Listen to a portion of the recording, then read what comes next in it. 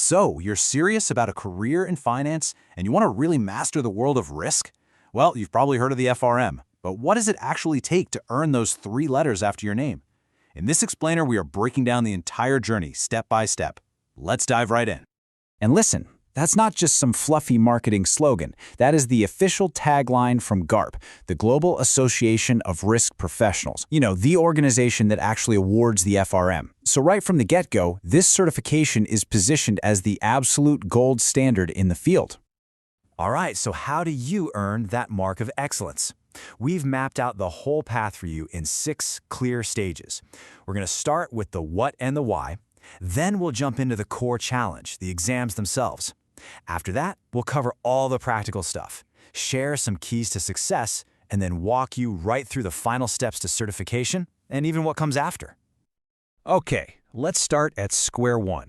What exactly is the FRM, and why is it considered such a big deal in the world of finance? The FRM is, simply put, the world's leading certification for financial risk pros. It's awarded by the Global Association of Risk Professionals, or GARP as they're known. You should really think of it like a global passport. It's a credential that tells employers anywhere on the planet that you have a serious, tested mastery of risk management.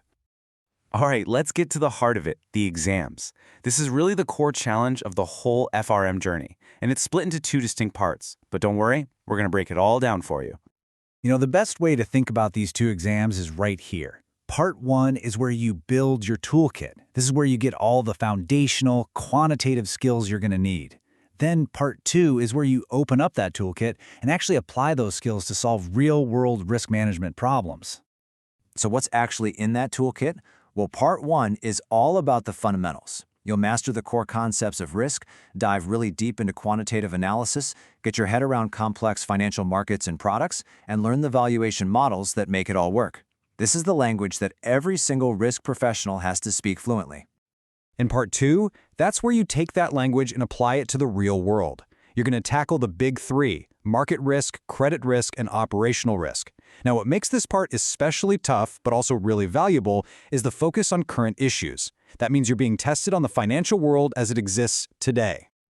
The format itself is pretty straightforward. It's all multiple-choice questions on a computer. But here's what I think is the most important part.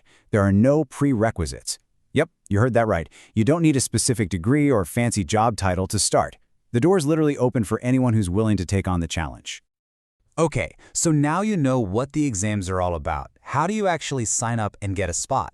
Let's move on to the practical logistics, because believe me, getting this right is key to a stress-free process. Now, this is a super important 2-step process that trips a lot of people up, so listen closely.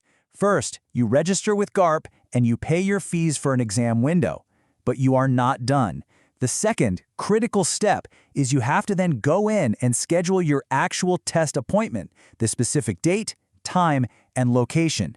If you miss that second step, you don't have a seat. It's that simple. Let's talk money. There's a one-time $400 enrollment fee right when you start. After that, each exam part is going to cost you either $600 or $800. The takeaway here is really simple. Plan ahead. Registering early saves you $200 for each exam part. That adds up to a $400 saving across the entire program. It literally pays to be prepared. Now for some of the important fine print. If life happens, you can defer your exam once, but it'll cost you a fee. And be aware, the refund window is a very, very tight 48 hours. The biggest news here, though, is a major update for global candidates. Starting in late 2025, the exam will also be offered in simplified Chinese for candidates in mainland China, which is a huge deal. So you're registered, you're scheduled. Now for the main event, studying.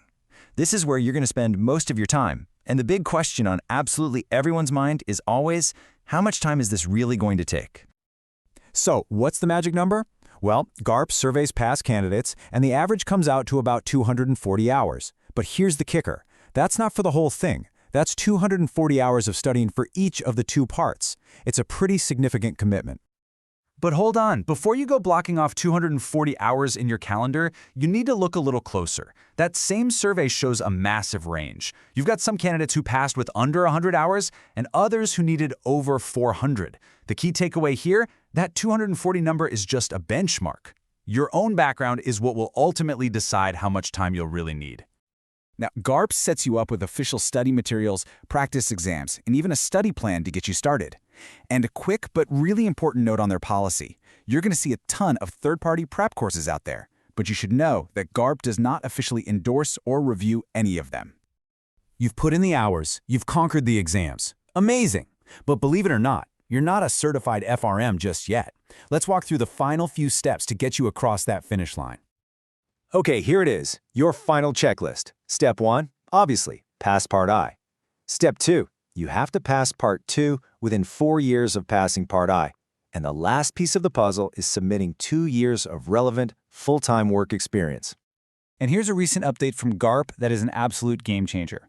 The window you have to submit your work experience has doubled. You now have a full 10 years after passing Part 2 to get that requirement in. This gives you incredible flexibility for things like career changes, family leave, or, just life, without risking all that hard work you put into the exams. So what actually counts as relevant experience? Well, the good news is GARP's definition is pretty broad. It's not just for people who have risk in their job title. Roles in trading, portfolio management, auditing, consulting, they can all qualify. And they're flexible on the timing, too. Work experience from up to 10 years before you even pass the exam can count towards your certification. Getting certified is a massive, massive achievement, but it is not the end of the road. The world of risk is always changing, and the FRM designation includes a commitment to staying right on the cutting edge. This commitment takes the form of the Continuing Professional Development Program, or CPD.